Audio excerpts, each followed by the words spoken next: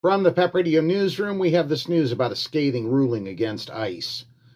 A federal judge has accused the Trump administration of terrorizing immigrants and recklessly violating the law in its effort to deport millions of people living in the country illegally. Citing the deaths of Renee and Alex Pretti in Minnesota, the judge said that the White House has also extended its violence on its own citizens.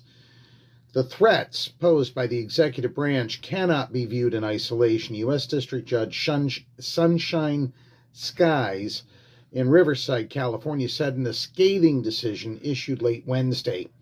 Sykes said the administration had violated her December ruling that found it was illegally denying many detained immigrants a chance for release. She ordered the U.S. Department of Homeland Security to provide them with notice that they may be eligible for bond and then give them access to a phone call to an attorney within an hour. She also threw out a September ruling by an immigration court that the administration had cited for continuing its mandatory detention policy. Now, the White House referred comment Thursday to the Homeland Security Department. The department said in a statement that the Supreme Court had, quote, repeatedly overruled, end quote, lower courts on the issue of mandatory detention. ICE has the law and the facts on its side, and it adheres to all court decisions until it ultimately gets them shot down by the highest court in the land, the statement said. Well, that's because there's 6 bigots sitting on that court. Under past administrations, people with no criminal record could generally request a bond hearing before an immigration judge while their cases wound through immigration court unless they were stopped at the border. President Donald Trump's White House reversed that practice.